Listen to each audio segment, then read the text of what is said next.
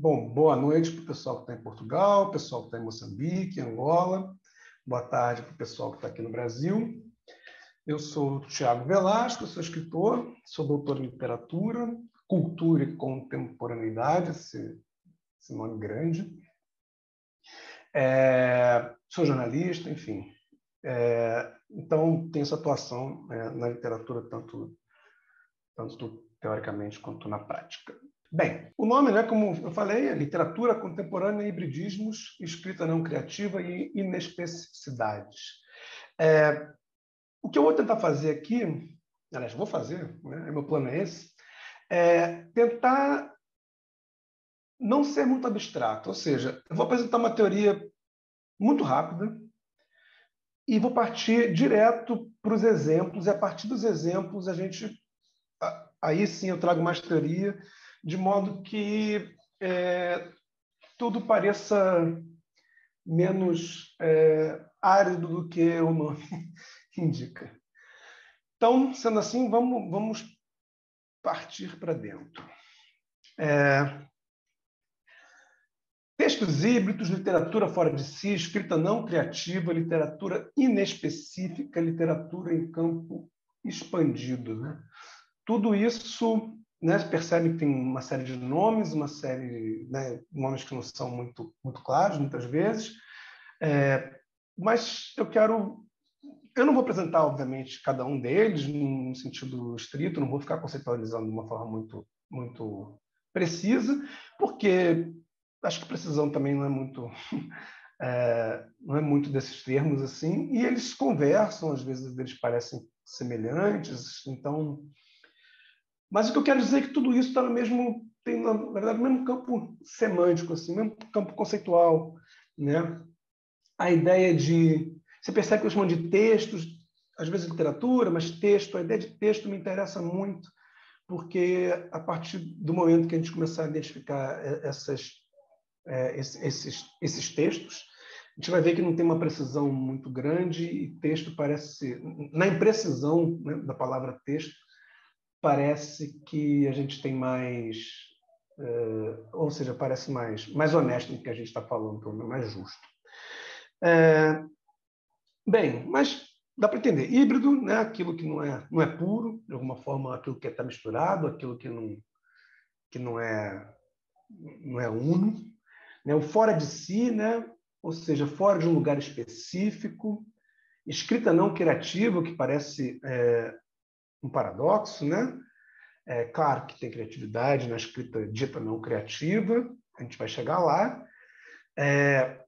Inespecífica, né? De novo, a ideia de que não tem um lugar específico, não tem algo próprio, né? Poderia ser impróprio ou impertinente.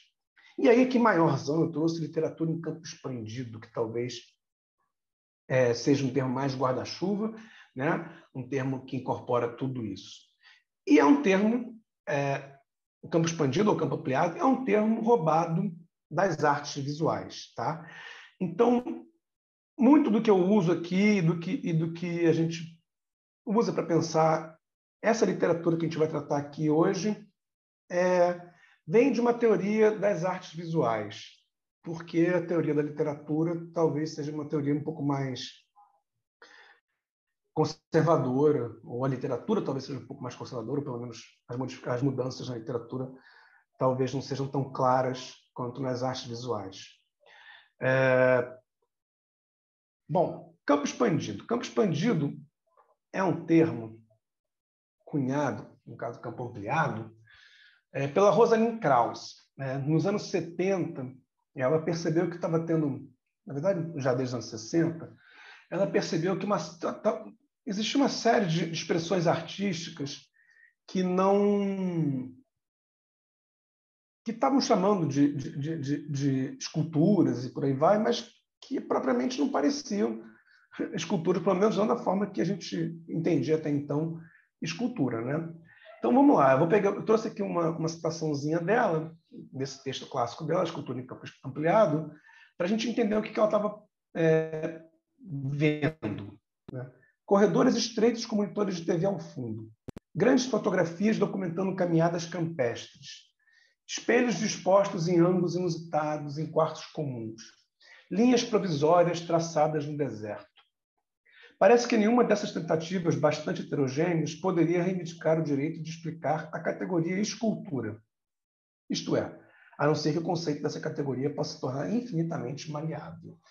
Então, percebe que o fenômeno, né, as expressões artísticas continuavam surgindo, como continuam até hoje, e as categorias para explicar, para nomear, estavam ainda sendo usadas as categorias tradicionais. Então, escultura.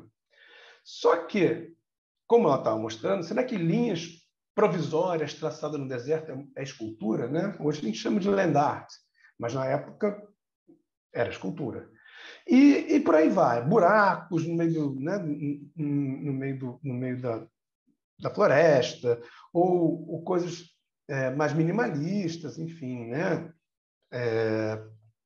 Enfim, expressões que a gente não conseguia entender como escultura, mas pela falta de um nome mais próprio, ainda era chamada de escultura. Ou seja, estava olhando para trás para tentar explicar o fenômeno do presente, né? E aí ela vai e cria esse termo do campo ampliado. Tá? Ou seja, a não ser que a gente alargue o que a gente entende por escultura, essas coisas não podem ser chamadas de escultura. Então, na falta de um nome novo, a gente vai alargar o conceito. É mais ou menos o que a gente vai fazer aqui com a literatura. Tá? Porque chamar de inespecífico, chamar de híbrido, chamar de fora de si, também não é uma categoria, se a gente for pensar, precisa. Né? Ela não é tão afirmativa e inespecífico, aquilo que não é específico. Fora de si é aquilo que não está dentro. Híbrido é aquilo que não é definido de uma forma una. Enfim, nada disso, de fato, diz o que é. Né? Ele tenta só demarcar de uma forma pouco precisa um conjunto de experiências, um conjunto de fenômenos novos. Né? Bom, e aí eu trouxe aqui mais uma citação, agora da pesquisadora e professora argentina Florencia Garramuñ, desse ensaio chamado Frutos Estranhos, que também ajuda um pouco a gente entender um pouco esse tipo de obra que a gente vai tratar. Tá? Ela começa, esse nome, Frutos Estranhos, é retirado de uma instalação do artista brasileiro Nuno Ramos, que é essa aqui que está na foto. E aí eu vou dar uma lidinha aqui para a gente poder começar a pensar umas coisinhas. Então, a instalação de Nuno Ramos, Fruto Estranho, questiona a especificidade da linguagem artística ao combinar uma série de elementos diversos nos quais se interconectam árvores, música popular, filme e palavra escrita, mas também para nomear o local que parece estar construindo para a arte e para a estética uma série cada vez mais importante de textos, instalações, filmes, obras de teatro e práticas artísticas contemporâneas. Frutos estranhos e inesperados, difíceis de ser categorizados e definidos, que, nas suas apostas por meios e formas diversas, misturas e combinações inesperadas, saltos e fragmentos soltos, marcas e desenquadramentos de origem, de gênero, em todos os sentidos do termo, e disciplinas parecem compartilhar um mesmo desconforto em face de qualquer definição específica ou categoria de pertencimento em que instalar-se. Percebam aqui esse trabalho do Nuno Ramos. Hoje a gente chama, né, de instalação, né? E aí eu não sei se todo mundo está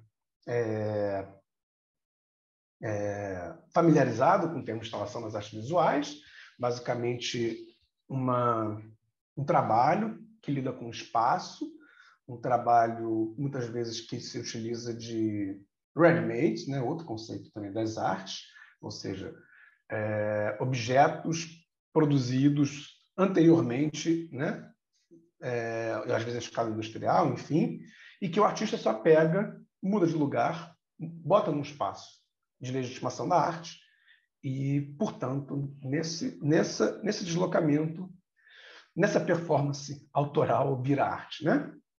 O caso clássico e marco inicial, do Duchamp, né, a fonte, na segunda década do século XX. Então, que ele pegou um mictório, virou de ponta cabeça, botou lá uma assinatura e pronto, né? Aquilo ali virou o trabalho dele.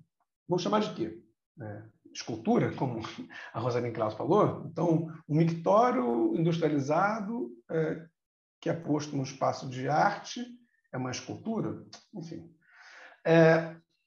Mas eu quero dizer com isso que aqui você está pegando o trabalho do Nuno Ramos e tem... Vamos tentar descrever, né? Sem tentar entender muito. Tem árvore, tem avião, tem instrumentos musicais. Se a gente estivesse lá presente, a gente ouviria uma música, então tem uma instalação sonora também. Tem materiais que são bastante precários ou não nobres, né? Não são materiais propriamente do mundo das artes, no sentido mais tradicional. E é isso aí que a gente está vendo. Isso com todo respeito. Isso por uma falta, de novo, de palavra para definir, né? E o que a gente vê com isso é que não forma uma unidade harmônica, toda a desarmonia, né, está presente. Tem uma série de linguagens e gêneros da arte, né? A gente pode pensar, e também, enfim, os ready-mades, a música, algum tipo de escultura, enfim. Mas isso não forma uma síntese, né? Se a gente olhar, a gente não tem um objeto harmônico que a gente chame de algo. A gente continua vendo ele em toda a sua desarmonia, em toda essa montagem que não esconde a montagem, né? E essa ideia de que é um trabalho que parece um compilado de coisas distintas, que não esconde a própria montagem para gerar uma terceira coisa clara, né? Parece ser uma das propostas desse tipo de trabalho também. Tá? Bem, Tiago, você não falou de literatura. Não falei. Mas o que eu quero com isso é falar de... O que a gente vai falar é sobre algum tipo de literatura que está sendo feita na contemporaneidade. E quando eu falo contemporaneidade, está falando a partir dos anos 60, mais ou menos. Que não é claramente, ou pelo menos não é propriamente uma literatura. Tá? A gente pode pensar também no conceito da pesquisadora argentina Josefina Ludmer, que é a literatura pós-autônoma, né? Uma literatura que parece que foge do campo da literatura propriamente dito, que se mistura com linguagens do mundo real, e aí seria uma ficção, seria uma literatura em que ficção e realidade não são distinguíveis, ou pelo menos não se pretendem também diferentes entre si, né? Como se não importasse mais. Isso significa que o e-mail, o texto jornalístico, a notícia de jornal, né? O WhatsApp, a gente pensar hoje, a fotografia, o desenho, a ficção no sentido tradicional, da invenção, da criação, tudo isso está junto. Tá? E essas coisas parecem fazer parte do mesmo projeto. Parecem não, fazem parte do mesmo projeto artístico-literário. Né? Mas daí a chamar isso de romance, vamos supor, só se a gente trabalhar romance no sentido de campo expandido, de campo ampliado, né? Porque muitas das vezes a gente não consegue nem usar o que a gente entenderia como critérios tradicionais da literatura, a saber, né? Personagem, narrador, espaço, tempo, sei lá, a gente pode pensar em uma série de coisas. Por quê? Porque a gente vai ver que muitas vezes isso não aparece, não tem personagem. Os narradores mudam. Ou você vai lá e pega uma fotografia. A fotografia não tem, né? Não tem um narrador necessariamente, tem alguém que tira a foto. Mas o mesmo processo, essa foto nem necessariamente foi tirada pelo autor desse livro, né? Às vezes a gente faz um copia e cola mesmo, né? Então, tudo isso acaba não permitindo, ou pelo menos dificulta, uma análise desse tipo de texto, em que os critérios tradicionais de literatura sejam lançados mão para isso, né? Se eu olhar certos trabalhos e falar assim, a construção de personagem foi fraca, ou não teve personagem, não tem enredo. Eu não posso falar que esse livro é ruim porque o personagem não foi desenvolvido, porque não tem enredo, ou porque é um livro que tem 2 frases e uma série de fotografias e ele chamou de romance. Porque são critérios para outro tipo de obra, né? E não essas obras, essa literatura que seria pós-autônoma, essa literatura que seria fora de si, essa literatura que seria em campo expandido, híbrida, inespecífica. Para isso, a gente precisa usar outros tipos de critérios, tem que entender esse tipo de obra de outra forma. Tiago, não consigo visualizar essas obras. O que você está falando ainda? Você não mostrou literatura nenhuma. Pois é. O que eu vou fazer agora é mostrar literatura. Tá? Então, vai ser uma exposição sobre literatura que eu vou mostrar imagem. Imagem de página mesmo. A gente vai ler junto umas coisas. Mas, assim, é imprescindível mostrar para que a gente consiga ver. Tá? Porque muitos desses trabalhos têm um componente visual muito importante mesmo. Novamente, está vendo a questão das artes visuais atravessando?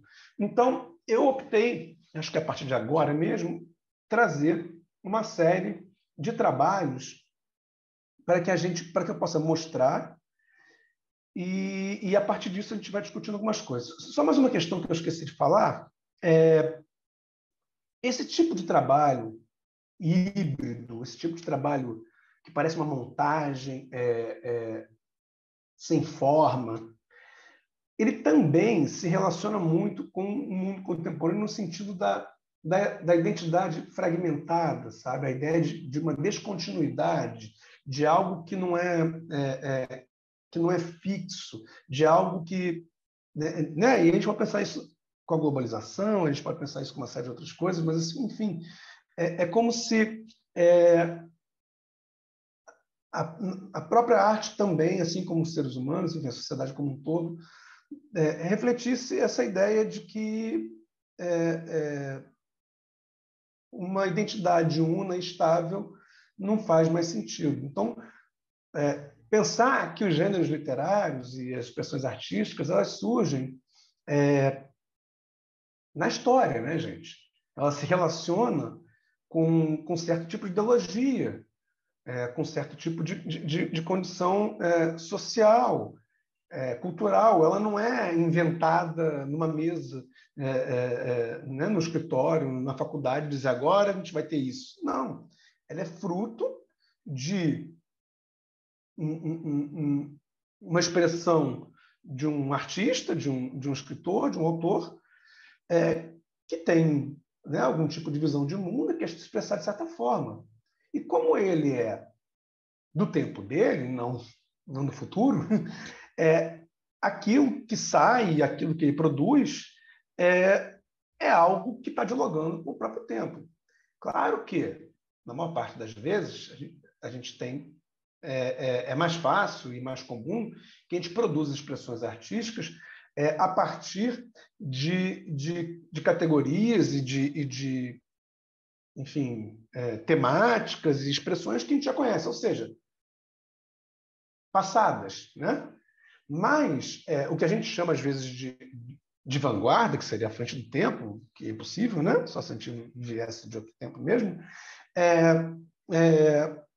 nada mais é do que alguém no próprio tempo, olhando para o próprio tempo de uma forma espantada e pensando como é que ele pode criar algo que dialogue, que reflita, que sei lá, com o próprio tempo, né? Essa ideia que eu falei do olhar para o próprio tempo de uma forma espantada ou algo assim, eu estou roubando não, né? Vou acreditar que eu não estou roubando. do filósofo italiano Agamben, né? Tem um texto dele chamado O que é o Contemporâneo, que é um ensaio, que vale a pena dar uma lidinha. a gente entender um pouco essa ideia de contemporâneo. Enfim, vamos prosseguir, eu acho que as coisas vão ficar um pouco mais claras. Chamei aqui de hibridismos, assim, mas é muito mais para tentar organizar do que qualquer outra coisa, porque em outras obras que eu vou mostrar fora dessa categoria também são híbridas, e essa que eu botei nessa categoria também vai conversar, enfim, essas coisas elas se atravessam, elas não são estanques, afinal, né? Como é que eu posso querer uma obra híbrida, uma obra fora de si, uma obra em campo expandido que seja estanque, que seja fechada, num limite rígido. Né? Não é essa a ideia, né? Mas vamos lá. O primeiro aqui que eu trouxe é esse livro da artista francesa Sophie Calle, chamado Histórias Reais. Infelizmente, a edição brasileira é muito ruim, é feia, ela não faz jus ao trabalho, tá? Mas, de qualquer forma, é a que eu tenho. A Sophie Calle, para quem não conhece, ela é uma artista que trabalha com fotografia, com texto e com performance, basicamente. Ela costuma proceder da seguinte forma. Ela cria certas regras para cumprir, né? Então, e aí ela faz trabalhos a partir disso, e aí tira fotos, e aí escreve, e aí, enfim. Então, tem um trabalho dela que ela resolve que vai seguir uma pessoa o dia inteiro. Então, ela escolhe na rua uma pessoa e vai seguindo. A pessoa entra no metrô, ela vai, a pessoa sai, vai para o bar, ela vai e fica seguindo. E, enquanto isso, vai fotografando e por aí vai criando situações. Ela tem essas coisas de criar certas regras. E nesse livro, Histórias Reais, vocês vão ver, eu trouxe aqui algumas páginas, que vai ter fotografia, vai ter texto, e basicamente fotografia e texto, mas vocês vão ver que algumas desses trabalhos remetem a outros trabalhos dela, ou seja, a performances dela e por aí vai. Então, na verdade, tem um cruzamento. É importante entender isso. Ele não é apenas um livro, né? Ou seja, seria o trabalho de um escritor. Ele é mais um trabalho dentro de uma pesquisa poética e dentro de um conceito da Sophie Calle. Inclusive, essas páginas, que aqui são páginas, né? Foto e texto, ela expõe isso em galeria. Uma foto emoldurada com texto embaixo, por aí vai. Inclusive, ela dá o nome de romance de parede. Enfim, para a gente tentar entender. Percebe que ela bota na parede de um museu, de uma galeria, a foto com um texto que ela chama de romance, mas é romance de parede, ou seja, parede não seria, né, a mídia mais privilegiada para escrever um romance, né? E os textos que a gente vamos ver aqui são textos muito curtos, né? Poderíamos chamar de contos, microcontos. São textos que não se encadeiam com os seguintes, né? Então não tem uma coesão. Lembra lá do Nuno Ramos, que você via a árvore, o avião, a música, por aí vai. O texto aqui também, você vê a foto, você vê o texto, mas ele não conversa tão claramente com o texto. Então, assim, é como se ele não fosse coeso. Então, chamar de romance também, que romance é esse, né? Chamar de livro de contos também parece que não é muito a ideia. A gente fica, na verdade, num entre. Fica parecendo que resvala em uma série de coisas, mas a gente não consegue precisar. Vamos seguir para dar uma olhadinha como é que é. Então, aqui, eu não sei se vocês conseguem ler, eu vou ler para vocês, mas vou tentar aqui disponibilizar da melhor forma, assim, para que vocês consigam acompanhar. Aqui, então, você vê na página da esquerda, tem ela, nua, fazendo um striptease e o texto ao lado, chamado O Striptease. Né? E aí, eu vou ler para vocês. Eu tinha 6 anos e morava na rua Rosa... Eu não sei falar francês, gente. Rosa Bonheur, com meus avós. Todos os dias, quando voltava para casa, ia tirando a roupa no elevador e chegava nua ao 6º andar. Em seguida, atravessava depressa o corredor e, assim que entrava no apartamento, ia me deitar. 20 anos depois, era numa barraca de um parque de diversões em Pigalle que eu me despia todas as noites usando uma peruca loura, caso meus avós, que moravam no bairro, passassem por ali. Ela, de fato, fez esse trabalho. Ela, de fato, ficou um tempo fazendo striptease nesse bairro, por aí vai, e ela usava essa peruca. Né? Não porque ela queria ser uma stripper no sentido de uma stripper profissional. Era uma performance, era uma parte, era um trabalho dela. Não que o trabalho de stripper não seja uma performance, também é. Não quero só aqui mal. Mas o que eu quero dizer é que fazia parte de um projeto um tanto limitado, né? Então, o livro chama Histórias Reais. Aí ela pega uma foto dela fazendo uma performance. Aí ela vai e escreve um texto sobre isso. Então é autobiografia? Bom, a não ser que a gente assuma que a autobiografia e aí eu vou assumir, mas eu não vou entrar nessa discussão aqui. Mas, assim, é muito mais uma ideia de que, se ela está aqui, ela bota uma peruca. Por que ela bota uma peruca? Ela bota uma peruca porque ela está vestindo um personagem. A peruca é um elemento, né, que caracteriza que diferencia ela fora do striptease e no striptease, né? Ou seja, ela é de alguma forma, uma outra pessoa. Ela se veste para performar uma personagem, né? Se ela está performando uma personagem, aquilo não é a vida dela propriamente dita, né? Ela está interpretando, assim como um ator não é o personagem que ele interpreta, né? E, portanto, é ficção. Ora, mas ela fez isso, tirou foto e botou no livro e está narrando em primeira pessoa. Pois é. Lembra quando eu falei sobre como é difícil, nesse tipo de literatura, diferenciar realidade, ficção, e que talvez isso não faça sentido para esse tipo de literatura? Era um pouco isso que eu estava querendo dizer.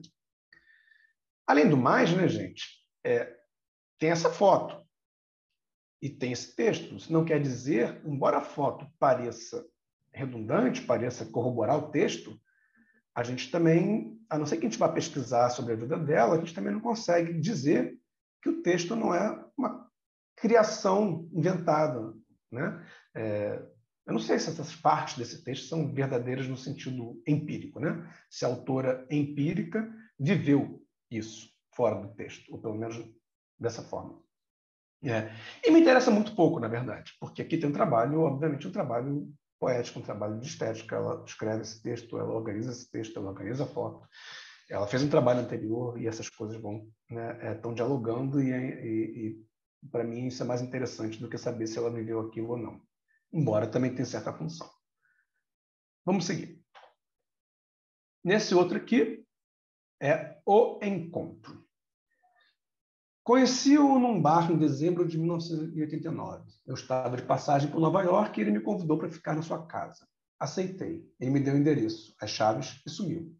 Passei a noite sozinha na cama dele, um pedaço de papel achado por acaso debaixo de um maço de cigarros. Estava escrito: resoluções de ano novo, não mentir mais, não morder mais. Foi meu único indício. Algum tempo depois, telefonei-lhe de Paris para agradecer. Ele combinou de encontrar comigo no dia 20 de janeiro de 1990, no aeroporto de Orly, às 9 horas. Não apareceu. No dia 10 de janeiro de 91, às 19 horas, o telefone tocou. É Greg Shepard, estou em Orly, um ano atrasado. Você quer me ver? Pronto, e ela tem aqui esse bilhete. Resolution for the New Year, no lying, no biting. Que eu também não sei se existiu, né, gente? Ela pode ter escrito isso e botado aí como se fosse aquela ancoragem, né, externa ao texto de realidade para que o texto fique... Enfim, claramente ela está jogando com essa questão de realidade e ficção para a gente poder pensar, de fato, os limites e as diferenças, se é que existem, ou pelo menos se são apreensíveis, né? É muito mais sobre isso do que sobre a vida dela, obviamente, né, gente? Bom, assim espero. Sigamos. O dado. Aqui tem uma caixinha com dado. A imagem não ficou muito boa, mas é isso que temos. O dado. Sempre gostei que decidissem por mim. Com B, tínhamos uma regra. Nos dias pares ele decidia, nos ímpares, eu. Quando ele foi para os Estados Unidos, me deu um dado de presente para substituir. E aí o dado, continuação. Um dia, num vernissage, um jovem aproximou-se de mim e se apresentou. Tinha o mesmo sobrenome de B. Manifestei minha surpresa diante da semelhança entre a ortografia pouco comum de seu sobrenome e o de meu amante. Sua resposta foi galante. 2 homens de sobrenome idênticos me amavam. No dia seguinte, convidou-me para compartilhar sua cama. Confiei minha decisão ao dado, por intermédio de seu presente. B aprovava seu sucessor. Vamos lá, mais uma. A gravata. Percebe que a foto é muito simples, é uma gravata. É fácil a gente produzir essa foto, né? Qualquer um aqui pode fazer isso. A gravata. Eu o vi num dia de dezembro de 85. Ele estava fazendo uma conferência. Achei-o sedutor. Só uma coisa me desagradou. A gravata de cores berrantes. No dia seguinte, enviei-lhe anonimamente uma discreta gravata marrom. Alguns dias depois, cruzei com ele num restaurante. Estava usando a minha gravata. Não combinava nada com a camisa. Então, resolvi mandar para ele, todos os anos, no Natal, uma roupa a meu gosto. Em 86, ele recebeu um par de meias cinzas de seda.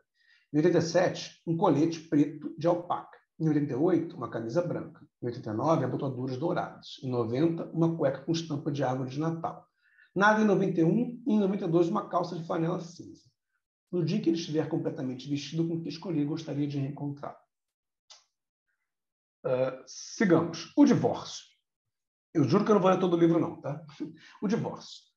Aqui é uma foto produzida, claramente, né? E ela, inclusive, fala no texto.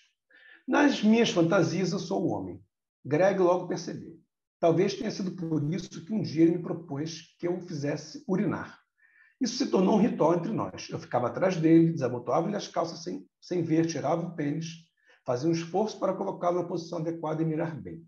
Depois recolocava-o lentamente no lugar e fechava a braguilha. Pouco depois da nossa separação, sugeri a Greg que tirássemos uma foto como lembrança desse ritual. Ele aceitou. Então, no estúdio do Brooklyn, diante da câmera, fiz com que ele urinasse em um balde de plástico. Essa foto serviu de pretexto para que eu pusesse a mão no seu sexo pela última vez. Naquela noite, aceitei o divórcio. E aqui é a última do livro. Eu fecho com essa imagem, com esse texto, e depois eu sigo para outro. Paisagem vista do quarto. Há noites intraduzíveis. Passei a noite de 5 para 6 de outubro de 2002 num quarto instalado no alto da Torre Eiffel. Na cama, deitado em lençóis brancos, ouvia os desconhecidos que se sucediam à minha cabeceira. Conte uma história para que eu não durma. Duração máxima, 5 minutos. Podendo haver prorrogação se a narrativa for palpitante. Sem história, não há visita. Se a história me fizer dormir, queira, por gentileza, retirar-se discretamente e peça ao guarda para me acordar. Foram centenas. Há noites inenarráveis. Desci quando amanheceu. Uma mensagem piscava em cada plataforma. Soficale, fim da noite de insônia, 7 horas. Como se fosse para confirmar que eu não tinha sonhado. Pedi a lua e a tive. Dormi no alto da Torre Eiffel. Depois dessa noite, sempre procuro por ela. E se a encontro ao dobrar uma esquina, cumprimento-a olhando com ternura. Lá em cima, a 309 metros, estou um pouco em casa. Bem, aqui, né, também um texto e uma foto de uma performance da Soficale, né? Como vocês podem ver, os trabalhos dela se cruzam, viram outras obras, obras que se relacionam, então elas não são completamente independentes, né? Embora funcionem de forma independente também. E os textos, como vocês veem, não geram coesão, não geram um todo. Lembra aquela pergunta, mas então autobiografia? Se for autobiografia, é uma autobiografia que não pretende de modo algum totalizar esse eu, né? Porque a gente não sabe sobre Soficale, a gente não consegue aprender quem é Soficale. A gente consegue ter acesso a algumas coisas que ela escolheu, organizou da forma que ela quer e deixou aos pedaços. E a gente tem que lidar com isso. Sigamos, então. Eu chamei aqui de contaminação de linguagem, mas não é um nome muito bom, não, gente. O que eu vou mostrar para vocês é 3 trechinhos desse livro aqui do Gonçalo Tavares, um autor português, chamado Short Movies. Nesse livro, o que ele faz? Ele faz textos muito curtos, como se fossem cenas, né, de cinema. Então, assim, ou audiovisuais, né? Ele narra um fragmento de realidade, se aqui é uma realidade, mas, enfim, não tem uma narrativa longa, a gente não tem acesso aos personagens de uma forma complexa, superficial, como se fosse um instantâneo, mas a gente chamou de movies, então imagina que seja, então, algo que teria movimento originalmente, e ao ser transposto para o livro, obviamente que ele só pode produzir movimento narrando, ou seja, não é fotografia, né? Ele não pretende fotografia, ele pretende algo como se fosse uma ação. Vamos lá. Destroços. Eu selecionei a esmo, mais ou menos a esmo, mas enfim. Então, esse aqui é um deles. A gente pode chamar de microconto? Talvez, né? Destroços. Vamos...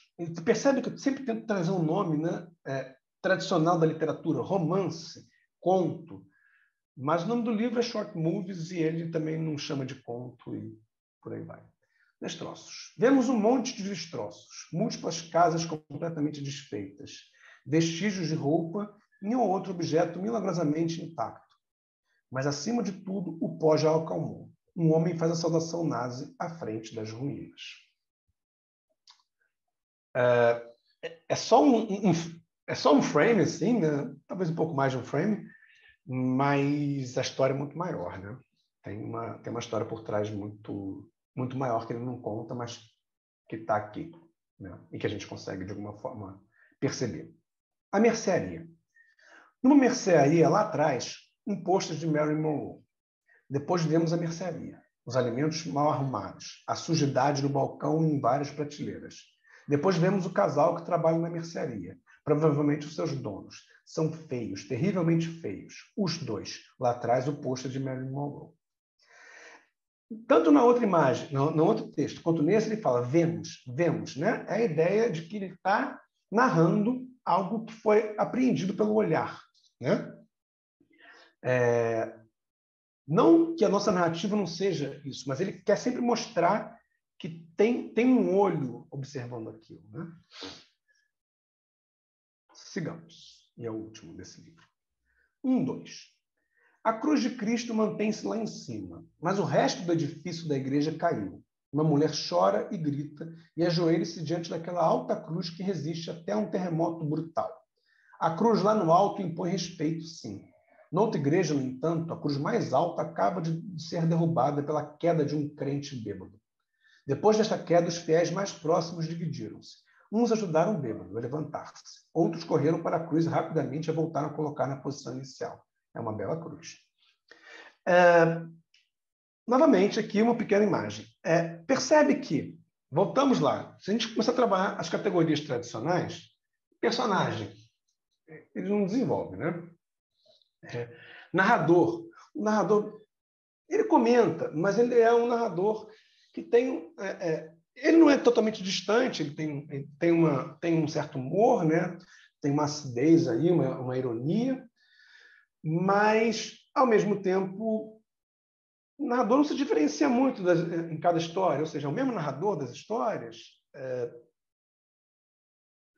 Percebe? É um pouco difícil a gente trabalhar. Qual é a temporalidade? Não tem, é só um momento, né? Parece que as coisas são meio simples, ao mesmo tempo parece que o que ele está fazendo não é, né? Não é isso. A gente não tem que analisar aqui o personagem, por aí vai. O movimento dele de tentar fazer em texto aquilo que é captado pelo olho, ou por uma lente, ou por uma câmera, é que importa, né? Que é o trabalho que ele pretendeu fazer, o trabalho estético que ele pretendeu. Sigamos. Ready-mades, colagens, instalações literárias e livro-objeto. Bom, ready-made eu já comentei, né? Colagem, é isso mesmo, cortar, colar e montar. Instalações literárias é uma tentativa de trazer para a literatura o termo das artes visuais, né? Instalação, aquele que eu comentei já, aquele trabalho dentro de um espaço, muitas vezes utilizando ready-mades, por aí vai, em que a pessoa que está fruindo aquele trabalho entra normalmente nesse ambiente, é um trabalho no ambiente em que ela interage de alguma forma com esse ambiente, e não um trabalho, né, como uma pintura, uma escultura que você olha, para e vê. É um trabalho que exige um pouco mais de participação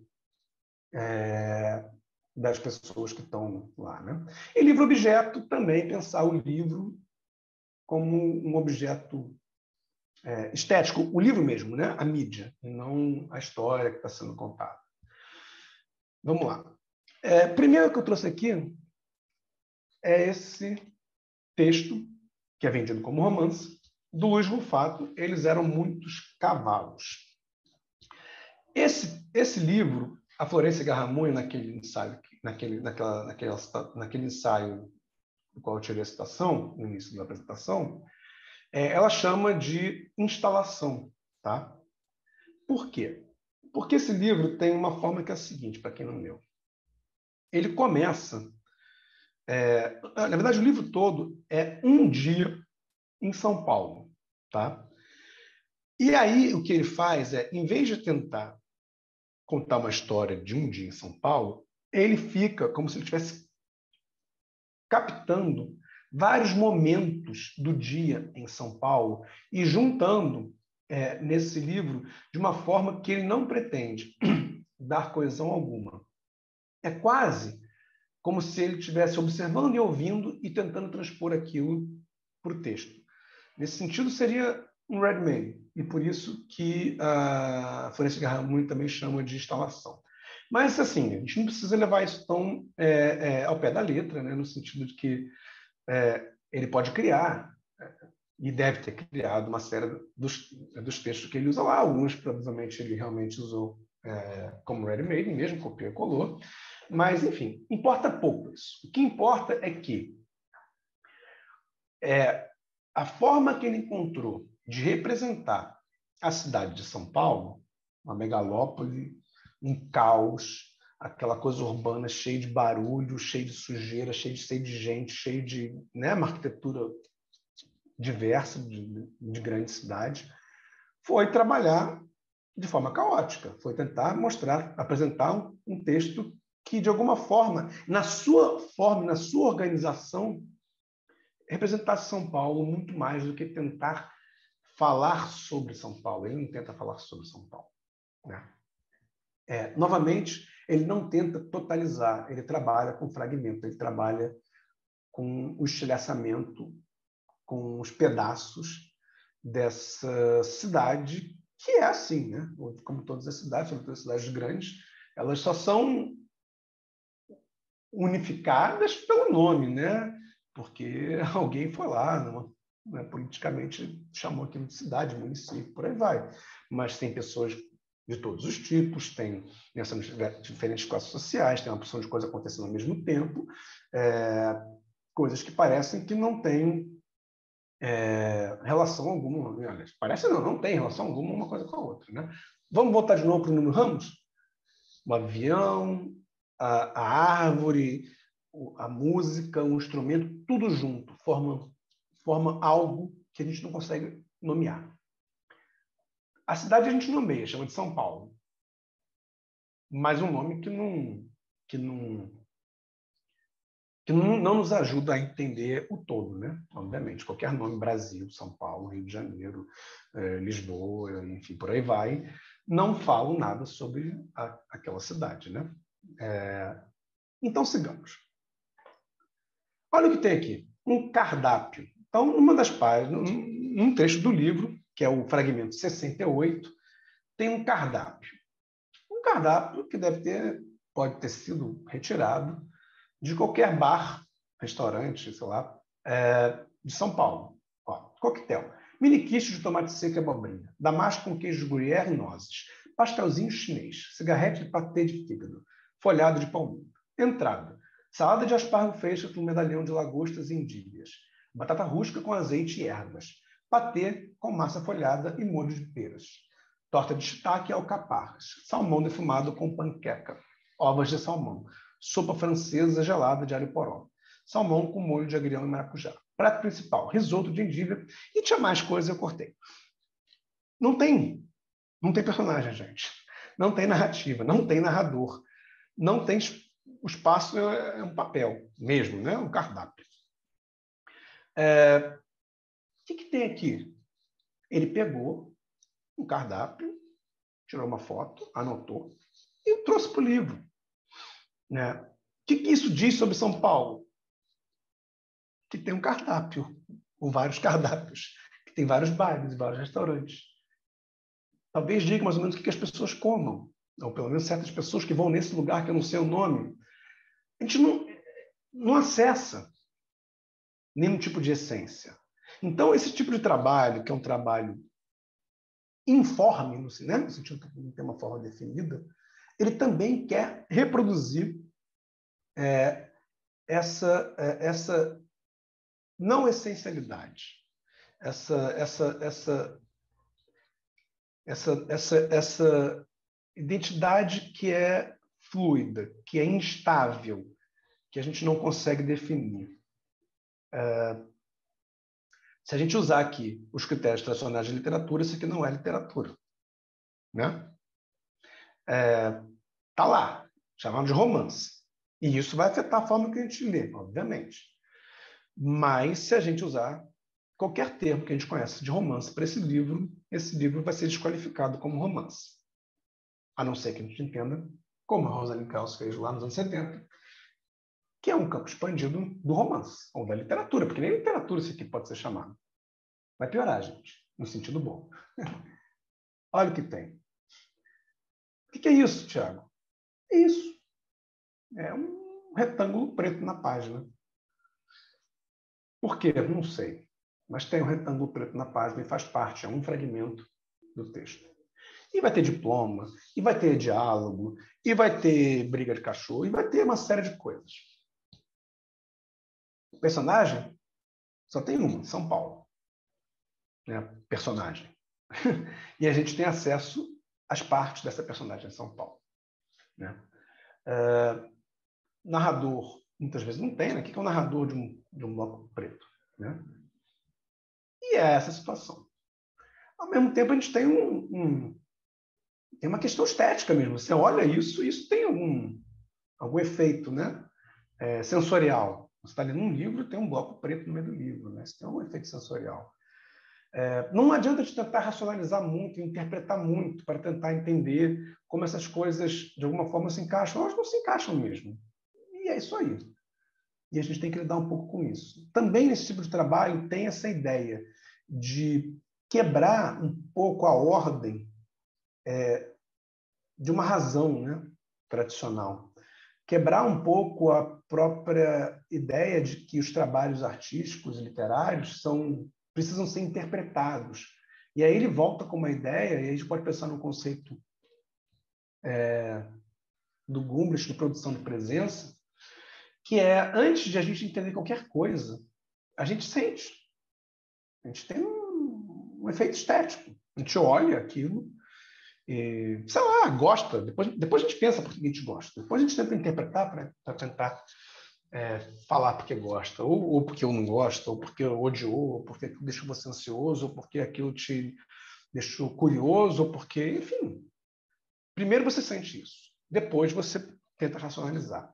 Então, esses trabalhos também estão um pouco nessa tentativa de suspender um pouco a razão, muitas vezes, para que você possa ter experiências estéticas antes de buscar uma racionalização. Tá? Você vê que eu estou aqui, estou racionalizando sobre isso, mas eu não estou racionalizando sobre o que é o bloco preto, ou o que é o cardápio. O cardápio é o cardápio, o bloco preto é o bloco preto. Eu tento entender por que ele organiza isso dessa forma, por que ele faz essa curadoria na cidade, né? Por que ele usa esse método, né? de copiar e colar, de organizar algo. Ele podia ter feito várias escolhas, né? Então ele tem escolhas aí, obviamente. Mas mais do que isso é um pouco difícil mesmo. Né? Vamos seguir, então. Aqui eu trouxe O Pai da Menina Morta, que é um livro do Tiago Ferro, ganhou prêmio aqui no Brasil. A gente pode ler ele como uma autoficção, mas o que me interessa mais aqui também é pensar como ele organiza. A saber, o Tiago Ferro perdeu uma filha mesmo, e aí ele fez esse livro em primeira pessoa, cujo personagem chama Tiago Ferro, narrador-personagem. E o livro diz muito pouco sobre ele, sobre tudo. O livro tem uma tristeza, obviamente, é duro, mas grande parte dessa dureza e desse impacto vem do que ele não consegue dizer sobre a perda. Né?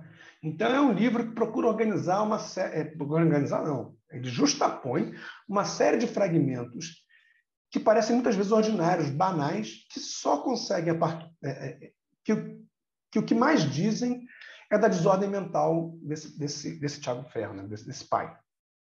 Muito mais do que aquilo que quer dizer especificamente. Vou mostrar aqui uns pedacinhos. Olha aqui. Um fragmento desse é cérebro. E aí ele vai e faz como se fosse um dicionário. Mas ele inventa, tá, gente? Ele inventa essas acepções. Isso quer dizer alguma coisa.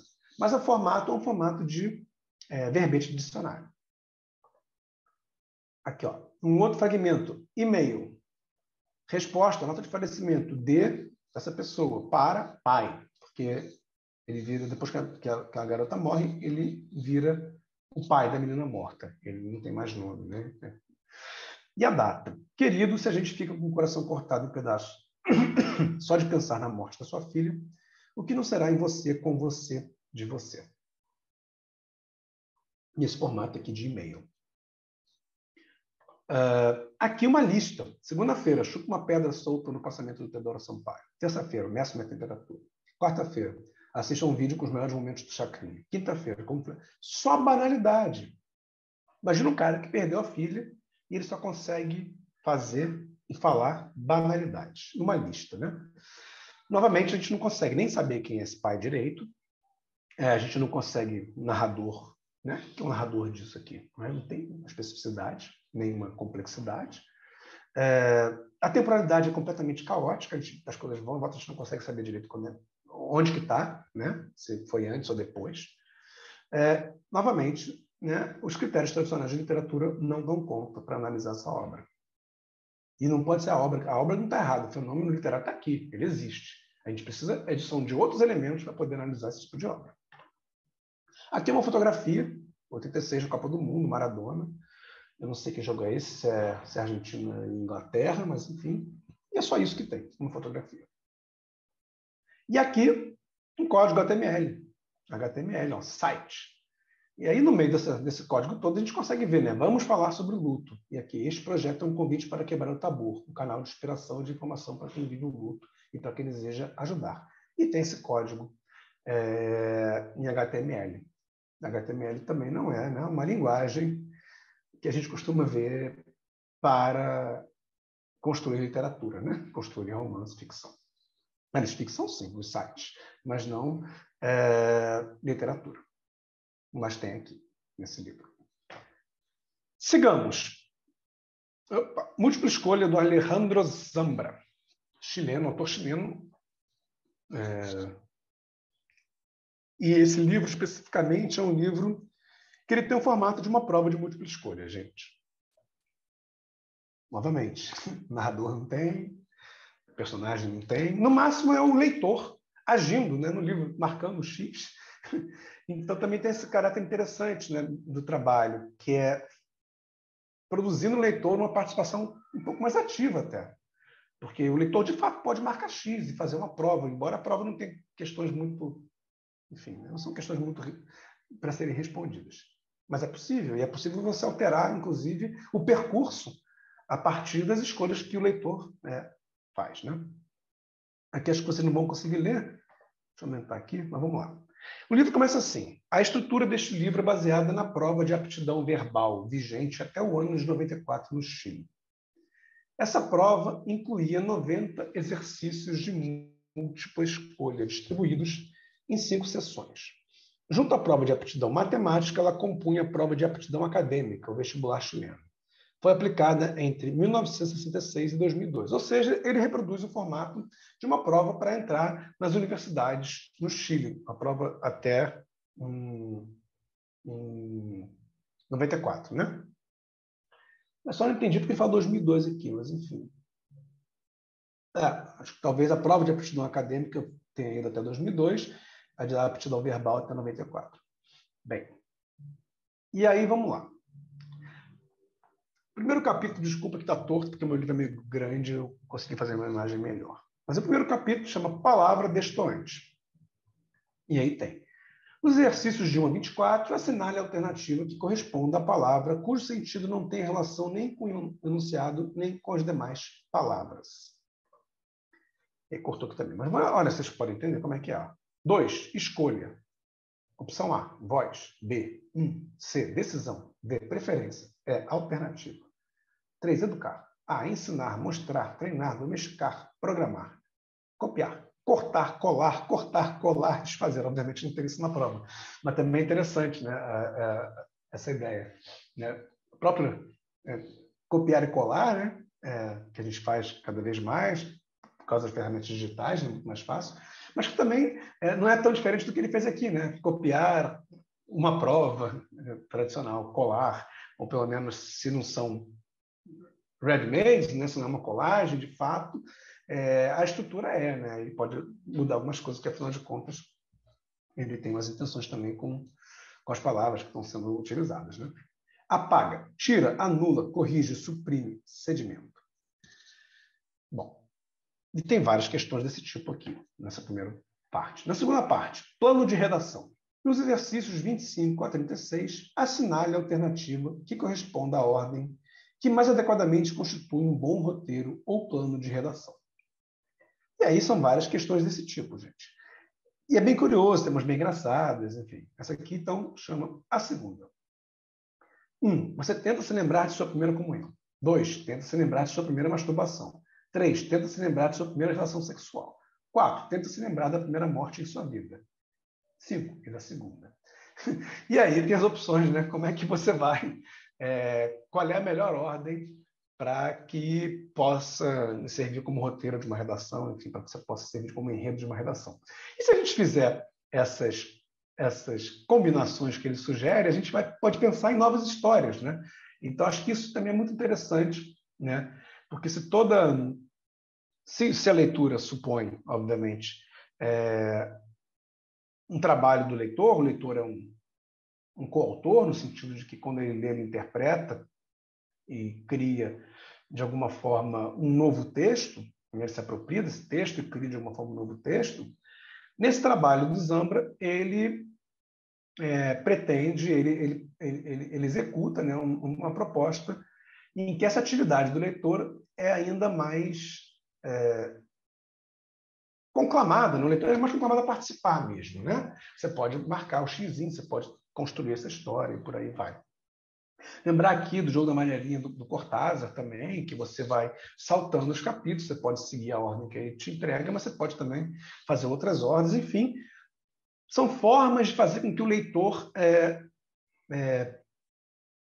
seja mais ativo na leitura, pelo menos de explicitar que o leitor não é passivo.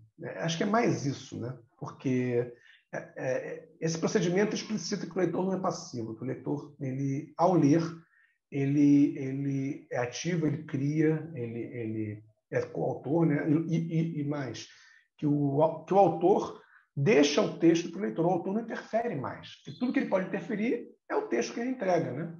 Mais do que isso não é possível. Me parece que nesse tipo de trabalho eles tentam deixar isso, radicalizar essa ideia de que o leitor também é dono do texto e tem ingerência sobre o texto. Sigamos. E aqui mais a última trecho que eu trouxe desse livro. Uso de conjunções. Nos exercícios 37 a 54, assinale a alternativa cujos elementos sintáticos melhor preencham as lacunas do enunciado.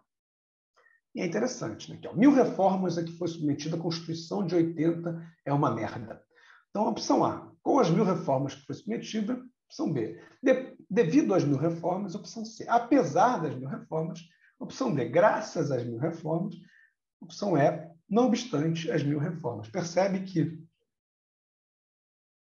de acordo com a sua escolha, muda um pouco, né? Muda um tanto do enunciado, né? Muitas vezes eu mentia, mas usava óculos escuros. Muitas vezes eu mentia, apesar de que usava óculos escuros. Muitas vezes eu mentia e nem sequer usava óculos escuros. Muitas vezes eu mentia, por isso usava óculos escuros. Muitas vezes eu mentia e, inclusive, usava óculos escuros. E por aí vai, gente. Novamente, você marca a opção que você quer e o texto muda. Você está mudando.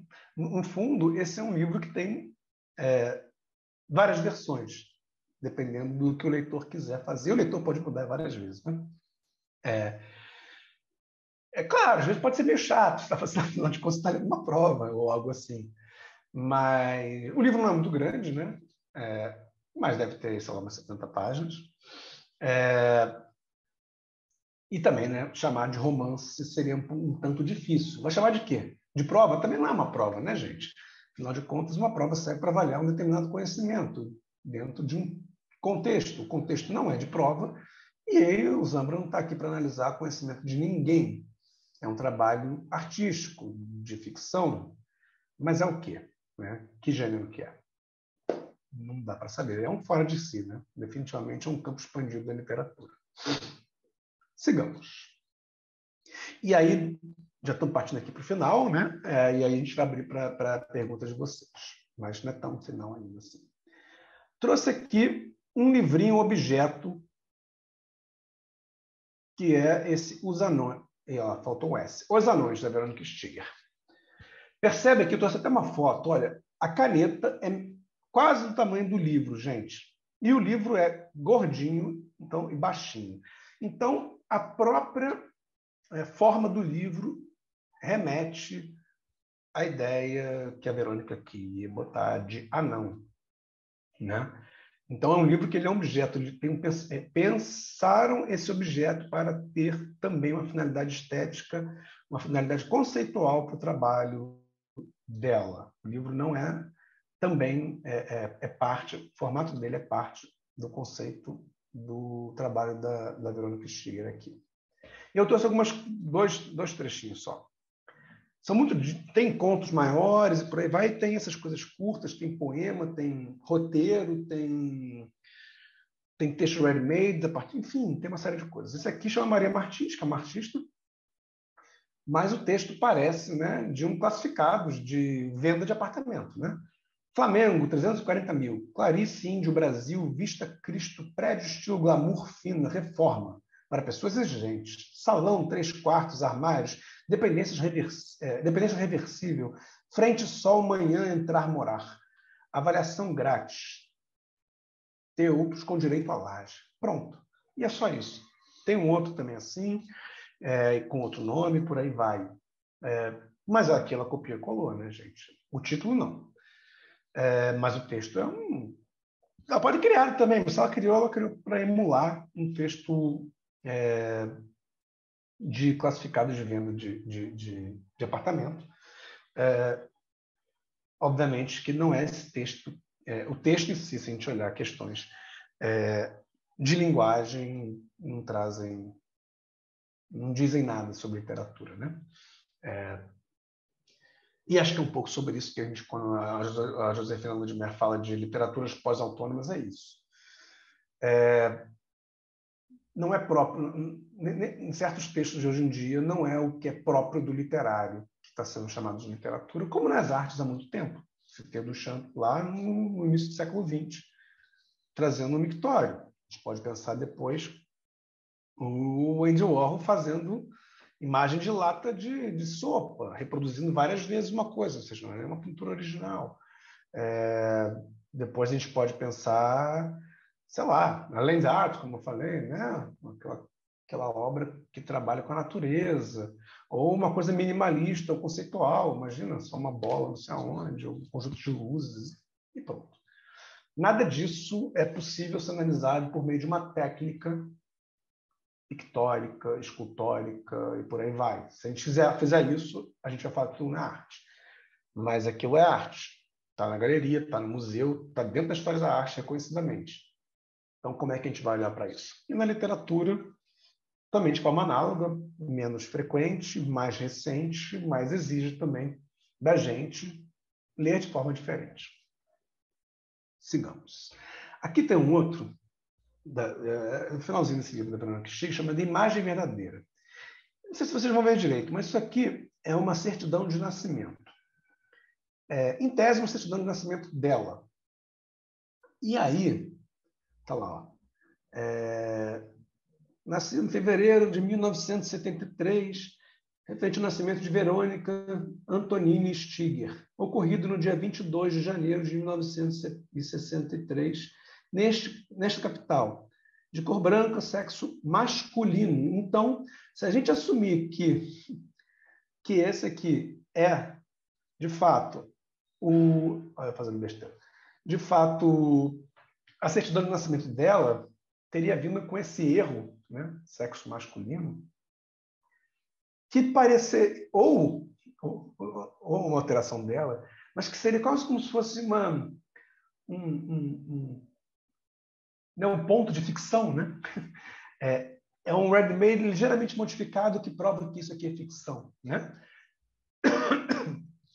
Afinal, se ela é a Verônica e é mulher, filha legítima de Ivo, ela não pode ser do sexo masculino. Então, essa alteração, se é do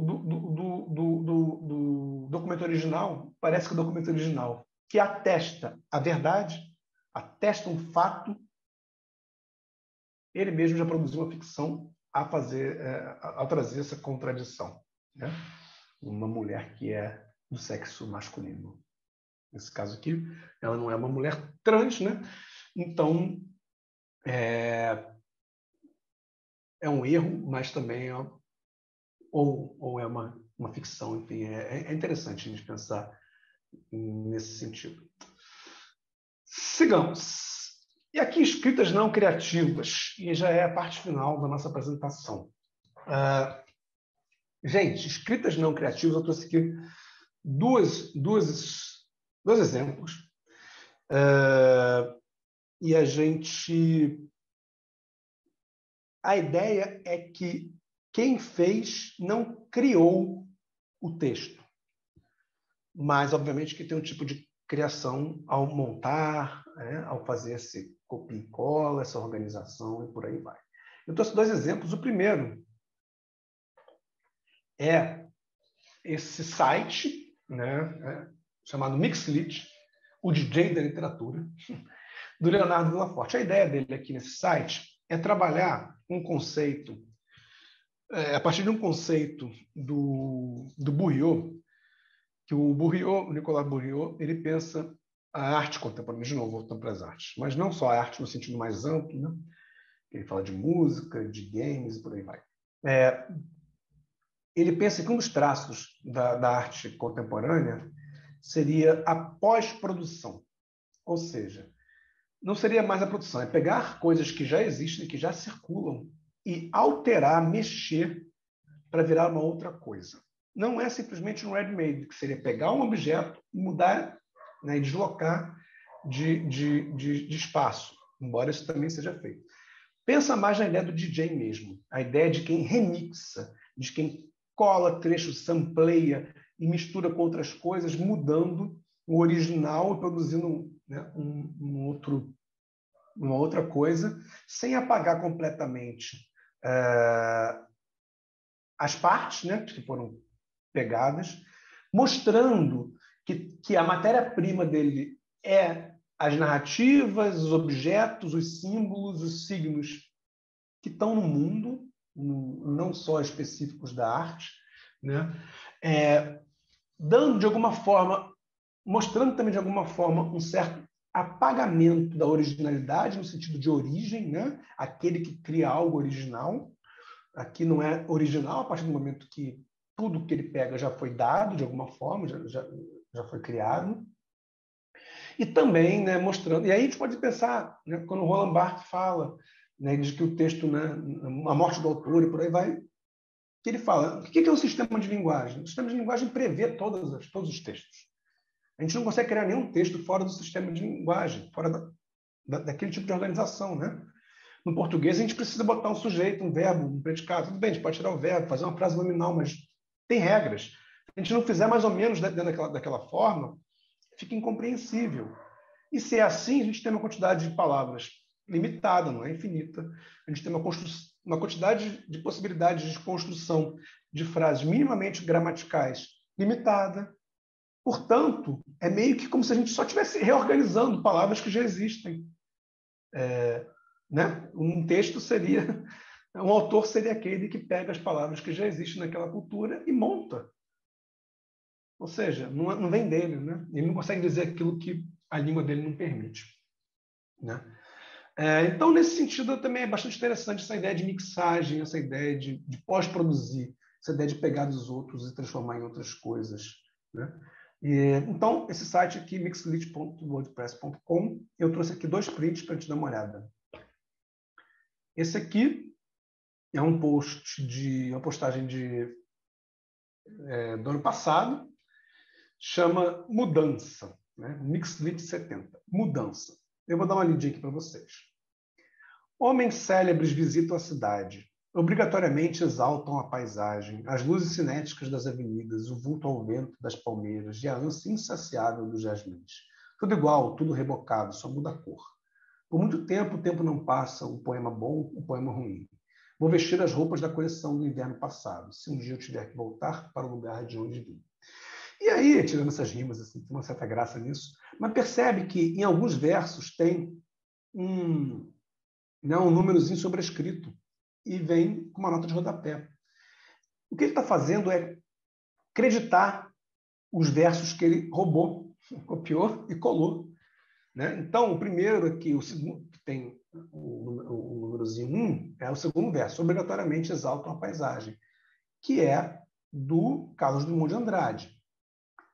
Aqui, esse verso aqui, a ânsia insaciável dos jasmins, ele retirou de um poema do Antônio, nem sei se é poema, do Antônio Cícero. 3, só muda a cor, retirou de um texto da Angélica Freitas. Por muito tempo, o tempo não passa, da Leda Cartoon. O poema ruim, do poeta Nicolas Berg de Brasília. Vou vestir as roupas da coleção do inverno passado, Ricardo Domenech. E, no final, termina com um verso que ele retirou no texto do Fabrício Corsaletti. Percebe que ele montou um poema novo, utilizando, sei lá, sendo que metade dos versos são de outros autores. E autores díspares entre si. Então, dessa forma, ele mostra o caminho que ele percorreu, ele também cria esses intertextos, ele dialoga com esses autores, né? Desculpa, gente. Mas o que ele faz aqui é um remix, né? Ele é um DJ. Ele pega aqui, sampleia, mistura e cria algo novo, sem apagar as fontes estão explícitas, o que permite que a gente pense tanto no cruzamento de narrativas, de textos que a gente, né, vive, também essa questão da origem, né, do que é a origem, o que não é a origem, da apropriação, né, do copiar e colar. Cada vez mais fácil copiar e colar, porque a gente tem essas ferramentas digitais que tornam tudo muito fácil. Né? É muito simples copiar e colar. E tendo essas ferramentas, por que não usá-las para produzir um trabalho estético? Né? Aqui a outra postagem que eu peguei, eu não sei se vai dar... Ah, ele está fugindo. Ó. Deixa eu acertar aqui. Opa, só piora. Chama Os Espaços. Esse aqui é prosa. Ela, prazerosa no esplendor do seu sorriso, costumava dizer: a vida é espantosamente curta. Você chegou a tempo de eu perceber que não deveria desistir.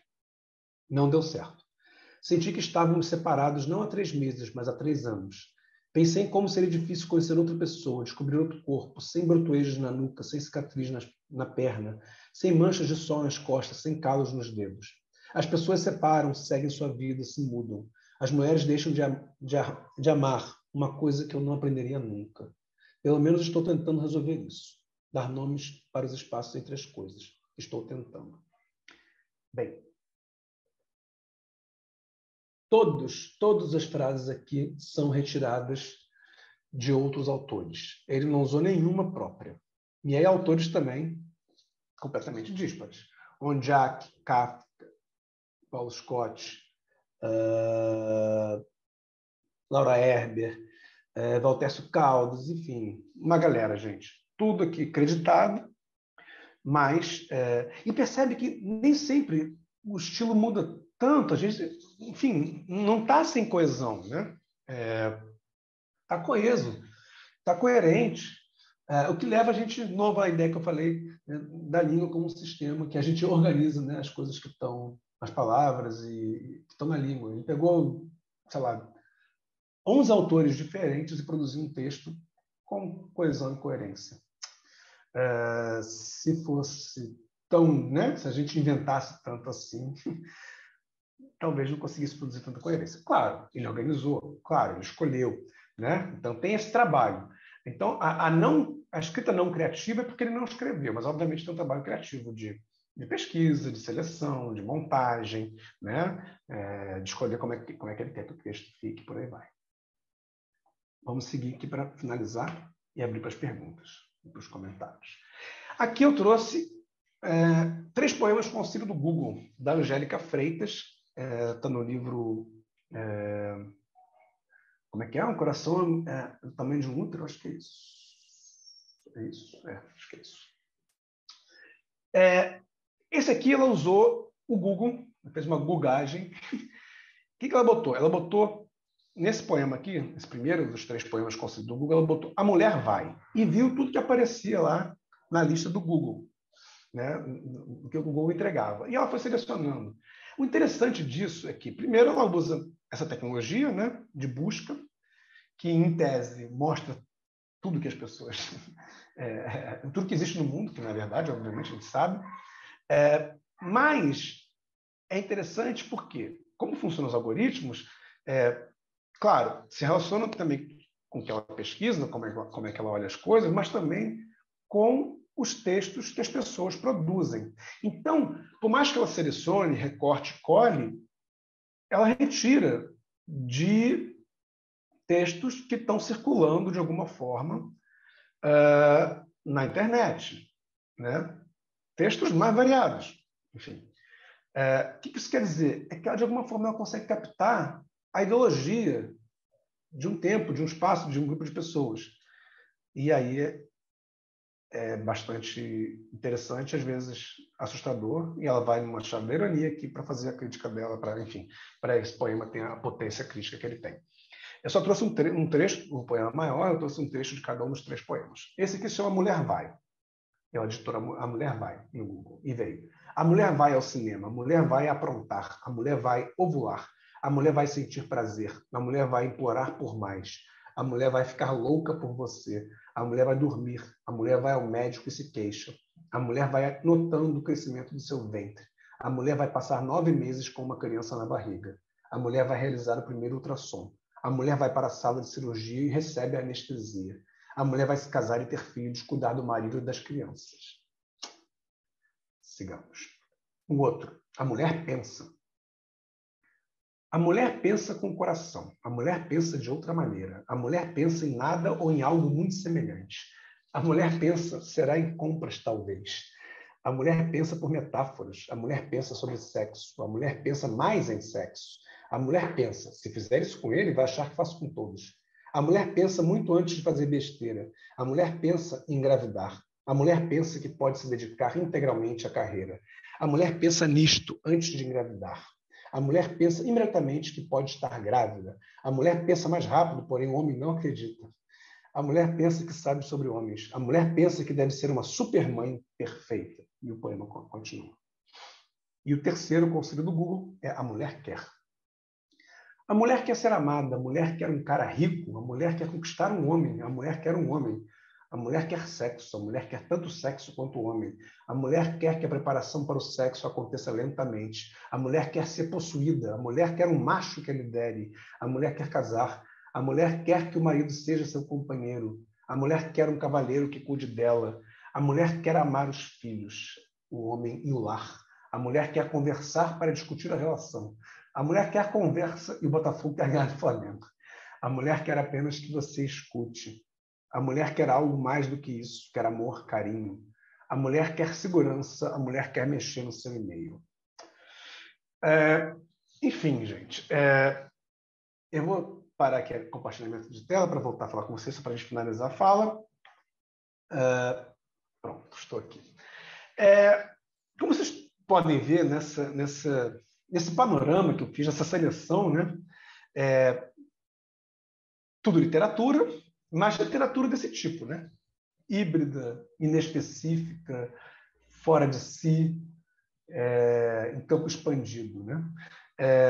Tem muita coisa bacana sendo feita, muita coisa, né, fora do que a gente entende normalmente por literatura. Eu mostrei autores, né, que publicaram, acho que esses livros aí mais de 20 anos, acho que o Novo Facto, não sei se é no início dos anos 2000, no final da década de 90.